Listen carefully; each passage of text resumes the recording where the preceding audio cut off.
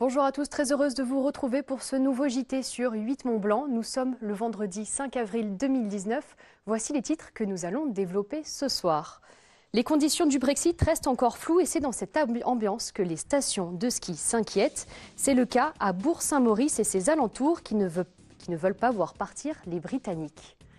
Et puis c'est la fête à Avoria jusqu'à ce dimanche. De nombreux athlètes se sont réunis pour fêter la fin de la saison et le début du printemps autour d'un événement, le Spring Experience. Victoria Lopez était sur place ce jeudi.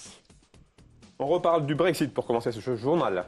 Alors que la Grande-Bretagne demande à l'Europe un nouveau sursis, l'inquiétude grandit en Pays de Savoie. Dans les stations de ski, les ressortissants anglais et les acteurs de l'économie locale espèrent qu'un accord pourrait être trouvé rapidement. En Tarentaise, le maire de Bourg-Saint-Maurice témoigne de l'amour que porte sa commune aux Britanniques. Reportage de Victoria Lopez. Qu'est-ce que vous pensez du Brexit ?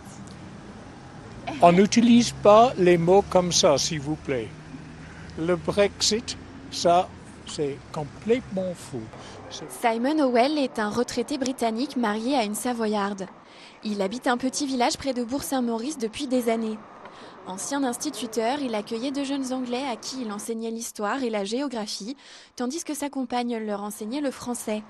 Son attachement pour la région est très fort. Il espère que son pays natal fera marche arrière. Je suis furieuse et on travaille beaucoup. On a essayé de donner l'Europe aux enfants. Pas la France, oui. L'Angleterre, oui. L'Italie, oui. On est tous d'accord. Mais ensemble, on travaille beaucoup mieux qu'à part. Simon participera ce samedi à la manifestation organisée par la mairie de Bourg-Saint-Maurice-les-Arcs pour dire non au Brexit.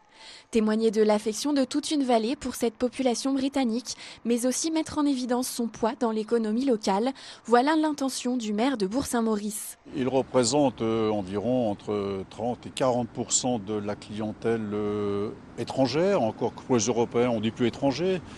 Ils sont là toutes les semaines, il n'y a pas de creux. Et on estime qu'en Tarentaise, il rentre chaque hiver environ 500 000 Britanniques. Nos craintes, c'est que d'abord la livre baisse encore, ce qui bien sûr, chaque fois qu'elle baisse, ça renchérit le prix de nos séjours chez nous. Et puis enfin, il y a beaucoup d'entreprises britanniques qui sont installées ici en tant qu'hôteliers, qu'ils ont des chalets, ils ont des commerces et autres. Et ça pourrait les perturber s'ils ont du personnel britannique actuellement avec des contrats britanniques, d'être obligés d'avoir des contrats en France demain, peut-être avec des taxes plus importantes que chez nous. La date de la manifestation n'a pas été choisie par hasard. Le dernier Eurostar de la saison partira ce samedi à 9h30. Chaque hiver, 2 Eurostars relient Londres à Bourg-Saint-Maurice tous les week-ends en 7 heures. La 3e édition du plan Cata à Rumi a tenu toutes ses promesses. Une maison écroulée, des victimes à évacuer et un séisme, et c'est le plan CATA, un exercice de simulation grandeur nature. Le service départemental d'incendie et de secours 74, le SAMU et des étudiants de l'IFSI d'Annecy étaient présents. Reportage au cœur d'une catastrophe naturelle de Camille Rivollet. Un séisme de magnitude 6 a touché Rumi et ses alentours. Heureusement, c'est une simulation, mais on pourrait s'y croire. C'est un exercice dans des conditions réelles. Les étudiants de l'Institut de formation en soins infirmiers sont les victimes et les sapeurs-pompiers interviennent pour les sortir des décombres. Ce matin-là, la première simulation a lieu dans une maison abandonnée et ce sont les pompiers spécialisés en sauvetage déblaiement qui interviennent. C'est un exercice de simulation de masse qui nous permet de faire une formation de maintien de nos acquis et de perfectionnement de nos acquis et qui nous prépare dans le cadre d'une démarche engagée avec le service départemental d'incendie et de secours de la Savoie à un processus de certification de l'ONU pour un détachement international. Actuellement sur ce site, une vingtaine de sapeurs-pompiers sont mobilisés pour une phase de recherche et de localisation des victimes et leur extraction dans des conditions de sécurité optimum. En amont, les étudiants ont créé des plastrons, c'est-à-dire des scénarios médicaux pour chaque victime avec des symptômes en lien avec la catastrophe. Moi ce matin, je suis une victime de 34 ans qui a une fracture ouverte du fémur et une hémorragie et je suis très anxieuse et en colère. Les pompiers, ils ont fait avec les moyens du bord et j'ai l'heure du garrot sur le front. Une fois extraites des décombres, les victimes sont transportées au PMA. C'est la nouveauté de la 3e édition du plan CATA, le poste médical avancé. Le SAMU et les étudiants infirmiers reçoivent les victimes et doivent les répartir en fonction de leurs urgences vitales ou relatives, et les soigner. Pour nous, ce qui est important, c'est que ça nous permet de mettre en condition nos étudiants en soins infirmiers pour qu'ils puissent tester leur habileté technique et leur capacité à juger l'état clinique d'une personne. C'est important de réaliser ces exercices en situation non réelle, mais dans des conditions qui sont proches du réel. À la salle des fêtes de Rumilly, une fourmilière s'active. Ce sont les coulisses de l'exercice, avec maquillage des victimes, organisation logistique et restauration. L'exercice de simulation dure 36 heures au total, avec différents endroits où les pompiers vont devoir intervenir. La découverte des coulisses du bâtiment.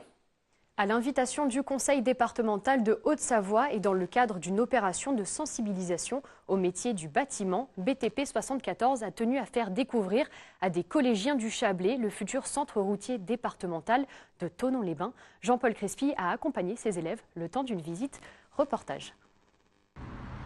Image inhabituelle, des collégiens arpentent le chantier de construction du futur centre routier départemental. Venus des collèges de Thonon-les-Bains et de Saint-Paul-en-Chablais et accompagnés par leurs professeurs, ils se sont imprégnés de l'ambiance du chantier tout en observant les travaux et la construction. Une découverte par l'exemple des différents corps de métier qui travaillent sur le site. Sur ce chantier habituellement fermé au public, les collégiens ont su saisir cette opportunité pour découvrir ce qui se cache derrière les palissades d'un chantier. Pour la fédération du BTP 74, le but premier de cette opération porte ouverte est de faire connaître ces métiers dans leur diversité tout en valorisant leur image. Oui, c'est de réussir à accrocher des jeunes directement, mais c'est aussi d'interpeller d'autres collégiens qui, eux, ne savent pas du tout ce qu'ils veulent faire. Et c'est qu'ils se rendent compte qu'il y a des métiers d'ingénieurs, des gens qui ont des licences ou des BTS qui peuvent venir dans notre filière professionnelle. Le département a la responsabilité des bâtiments des collèges. Nos collégiens demain entreront dans la vie professionnelle et il nous semble utile de leur faire découvrir ce que nous faisons pour nos équipes professionnelles qui construisent la route, qui la nettoient, qui l'entretiennent, qui la sécurisent. Et parler de ça avec des adolescents de 15 ans, pour nous c'est important parce que demain, c'est eux qui vont tracer l'avenir.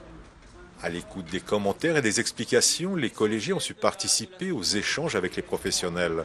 Des professionnels satisfaits de partager leur savoir-faire et leurs valeurs humaines.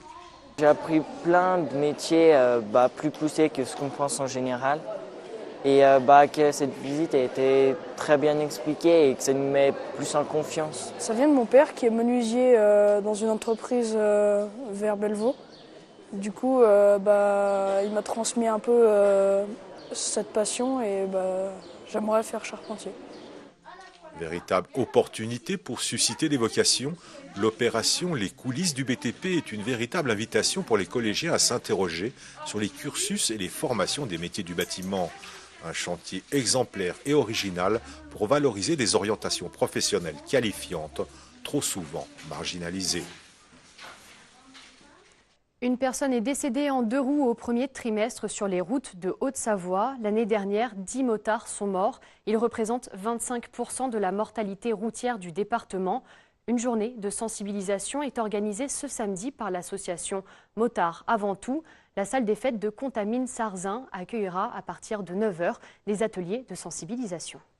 La météo de ces derniers jours pourrait nous en faire douter, mais le printemps est déjà bien là. Pour célébrer en beauté la fin de la saison d'hiver, la station d'Avoria organise jusqu'à ce dimanche le Spring Experience, un événement qui rassemble de nombreux athlètes de tous horizons. Les objectifs sont multiples, développer le ski de printemps, faire découvrir au grand public des sports de glisse plutôt confidentiels et attirer le jeune public. Les précisions de Victoria Lopez. Championnat de France de ski slopestyle, finale du Matra Snowcross, démonstration de speed riding et soirée festive. Le programme est dense pour cette fin de saison à Avoria. L'événement Spring Experience rassemble des athlètes de renom, mais a aussi pour vocation d'initier le grand public. En fait, là aussi, on se rend compte que toutes les vidéos qui circulent sur Internet et qui souvent font la promotion de la montagne sont souvent très élitistes. En fait, on a tous tendance à vouloir pousser de la poudreuse, des super images, des super descentes. En réalité, pour un jeune qui a moins l'habitude de skier ou qui se trouve à Lyon ou à Paris, il va avoir tendance à aimer ces images, mais les études montrent qu'il n'arrive pas à se projeter dans l'image. Donc en fait, pour lui, ça reste simplement une vidéo YouTube ou ça reste du partage Instagram, mais ça reste pas sa propre réalité. Et nous, ce qu'on a voulu conjuguer, je crois que c'est ça le plus important, c'est qu'on a voulu vraiment trouver un fil conducteur entre le rêve d'un gamin, de tester des nouvelles glisses et en même temps l'accessibilité. Tout au long de la semaine, les sports de glisse se dévoilent. Dans le cadre de l'événement, Avoria accueille notamment la finale du Matra Snowcross. C'est un événement qui se veut ouvert à tous, pas forcément aux riders chevronnés, etc.